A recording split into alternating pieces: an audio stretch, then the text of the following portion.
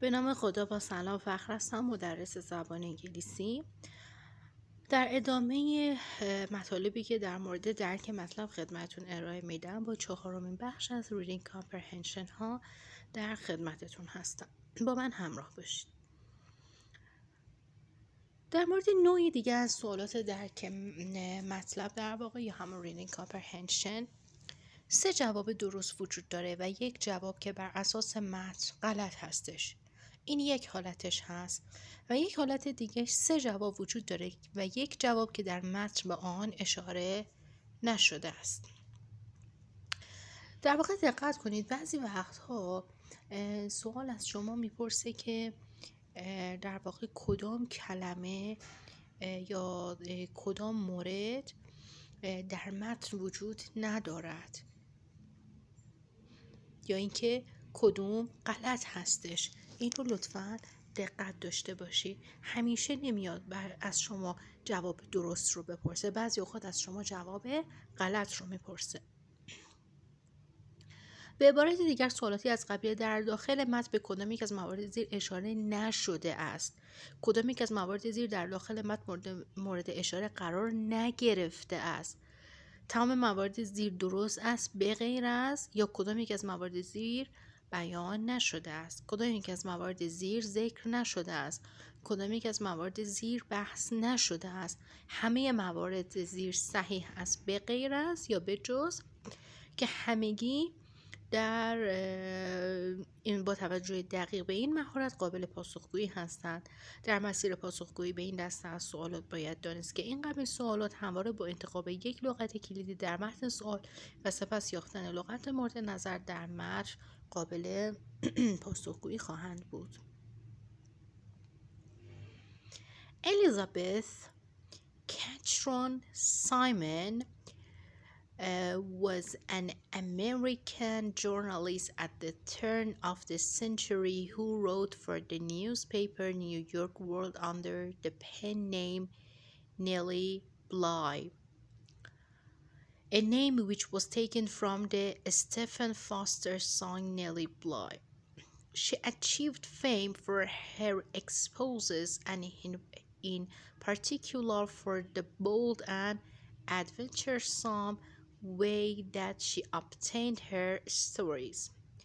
She felt that the best way to get the real story was from the inside rather than as an outside observer who could be treated to a prettified version of reality. قبل از اینکه متن رو تموم کنیم متوجه میشیم که داره در مورد یک ژورنالیست، یک روزنامه نگار آمریکایی صحبت میکنه که اسمش اسم مستعار هستش، اسم خودش نیست. ادامه بدیم.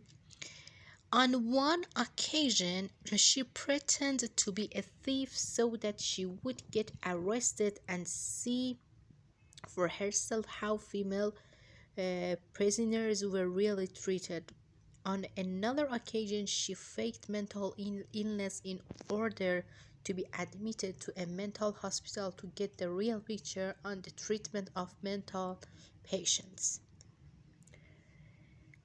الیزابت کیتران سایمن یک روزنامه نگار آمریکایی در اوایل این قرن بوده که برای روزنامه دنیای نیویورک تحت نام مستعار نلی بلای، نامی که از ترانه استفان گرفته شده، مقاله می نوشته.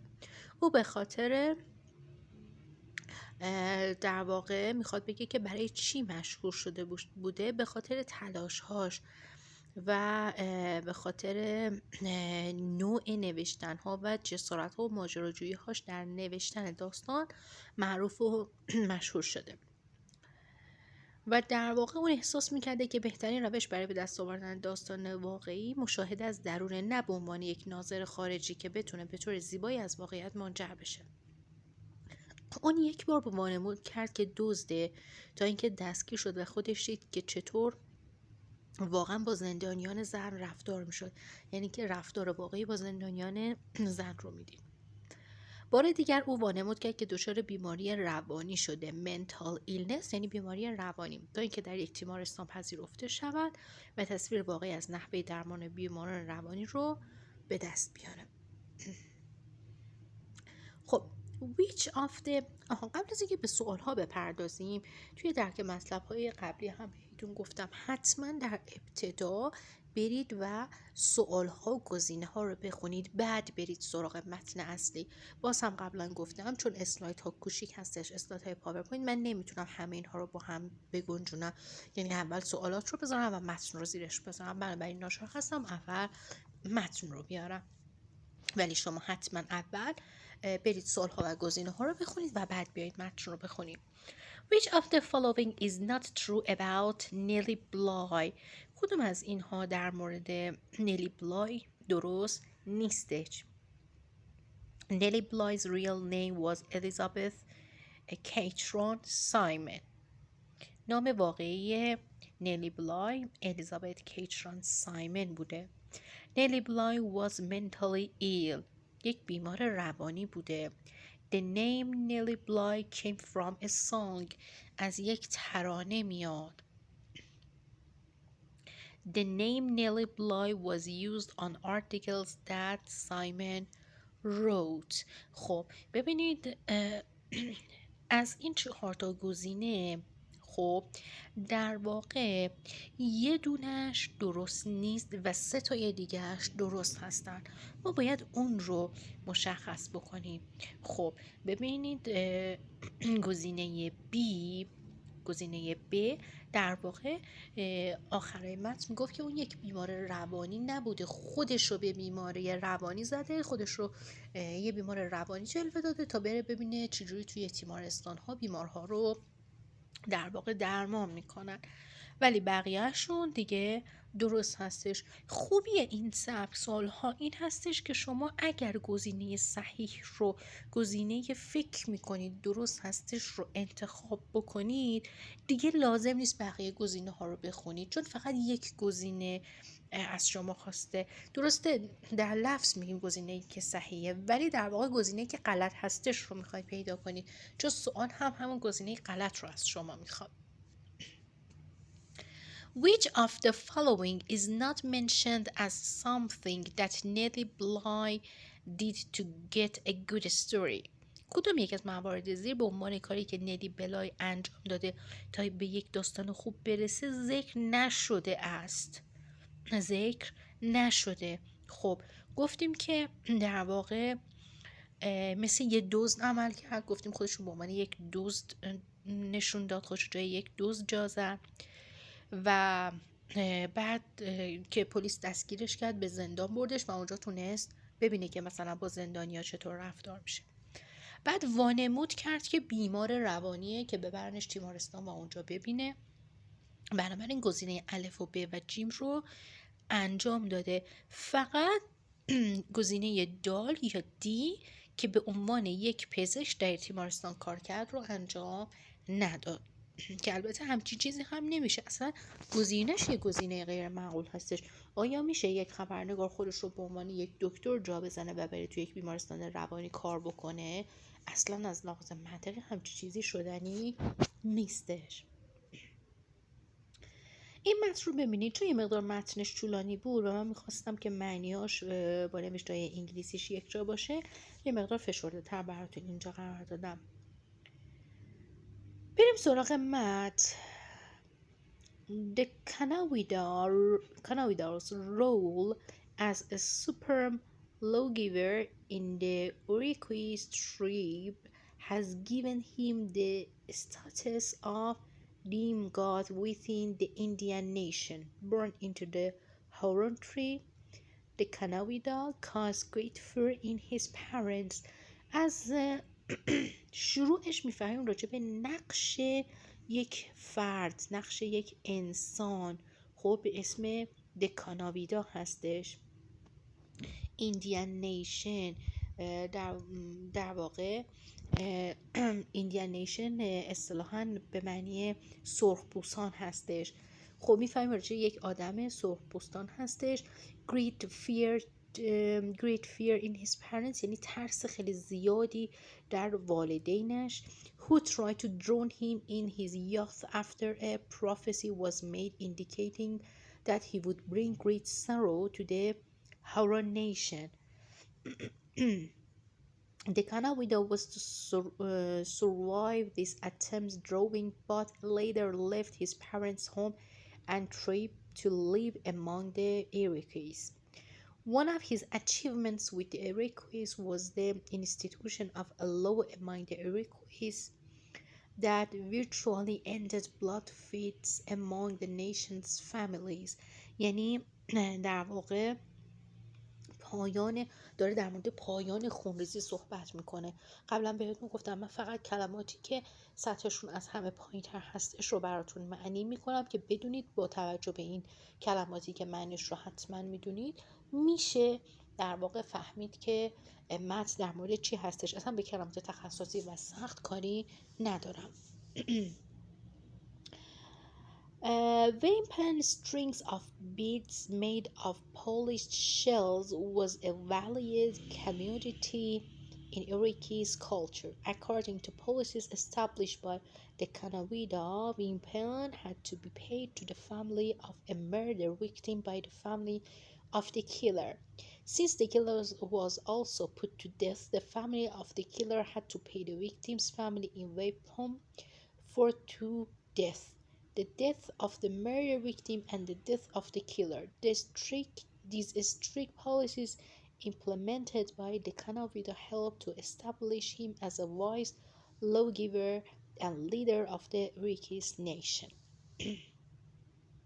پس گفتیم نقش دکاناویدا به عنوان یک قانونگذار عالی و برجسته در قبیله ایریکویس به اون مقام نیمه خدایی، دمیگاد به معنی نیمه خدایی در میان سرخپوستان، او در قبیله هورا متولد شد. موجب ترس زیاد در والدینش شد که سعی کردن او رو در جوانی بعد از اینکه یک پیشگویی نشان داد که غم و اندوه زیادی برای قبیله و ملتش به بار خواهد آورد قطع کنن. دکاناویدا از این غرق شدگی نافرجام جان سالم به در برد، اما بعد از آن خانه والدی و قبیله‌اش را برای زندگی میان قبیله ایریکویس ترک کرد. یکی از دستاوردهاش ایجاد قانون در میان ایریکویسی ها بود که در حقیقت به جنگ و خونریزی در میان قبیله‌های خویشاوند خاتمه داد. وامپون رشته‌های مهره ساخته شده از صدف‌های صیقل داده شده یک کالای با ارزش در فرهنگ ایریکویس بود. طبق سیاست‌های ایجاد شده توسط کاناویدا و واقعا میبایستی توسط خانواده قاتل به خانواده مقتول پرداخت بشه، مثل همین حالت دیه. از آنجایی که قاتل نیز به مرگ محکوم میشد، خانواده قاتل میبایستی به خانواده مقتول وامپن به ازای 2 قتل، یعنی مرگ مقتول و مرگ قاتل، پرداخت کنند. این سیاست‌های سخت تکمیل شده توسط دکاناویدا به او کمک کرد تا به عنوان یک قانونگذار خردمند و رهبر ملت ایریکویس در واقع شهرت یابد. بریم سوالاشو با هم دیگه مطرح کنیم. According to the passage, دکاناویدا چی نبود؟ خب باید حذف گزینه‌های درست رو انجام بدیم. باید گزینه غلط رو به عنوان گزینه صحیح انتخاب کنیم. خب A lawmaker. Be a Huron by birth. A near deity. Drowned when he was young. خب گزینه نگاه کنید، اول متنش رو ببینیم. طبق متن دکاناویدا جا خالی نبود. خب آیا به نظرتون دقیقاً طبق متنی که خوندیم خب اون یک قانونگذار بود؟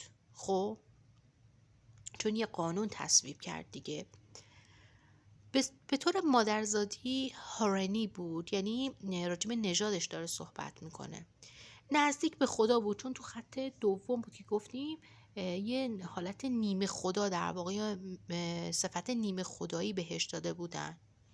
این ستای اول درست هستن، ولی در واقع وقتی جوان بود غرق نشد. دقیقاً جواب همین گزینه 4 هستش، گزینه دال در واقع drowned when he was young. پس توی همه این سوال ها دقت کنین. این سبک سوال ها رو یک مقدار سوالاتش پیچیده است، یه مقدار گیج کننده است، ولی با یه مقدار دقت میتونید بفهمید. در واقع یک روش دیگه هم که بتونید جواب این رو بفهمید، در واقع ستای اول مثل حالت صفت هستش: قانونگذار، مادرزادی، هرونی و نزدیک به خدا. در واقع طرف اینجا 3 تا صفت داره، بیشتر طرف رو توضیح میده، ولی آخری با بقیه اصلا فرق میکنه. حتی اگر شما متن رو هم نخونده باشید و تسلطی به متن نداشته باشید، نگاه کنید میبینید که آخری کاملا بی ربط هستش.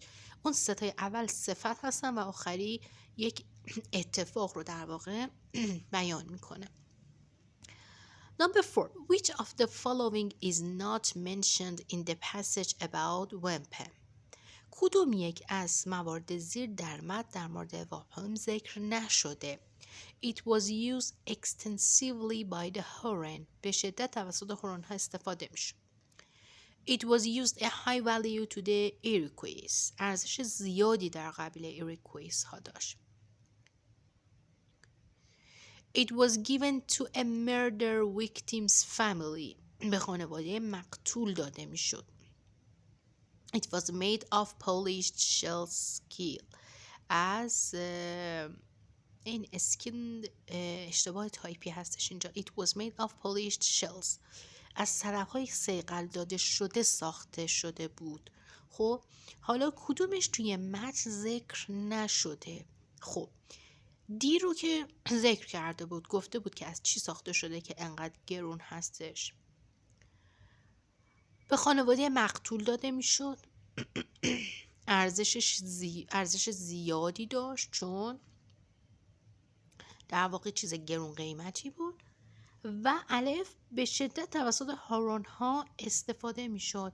در واقع توی متن این نیومده که به شدت توسط هورون ها استفاده می شد، چون در واقع این فرد، این دکاناویدا اومد این رو باب کرد بین مردمش. بنابراین به جیم و دال بودن و الف نبود.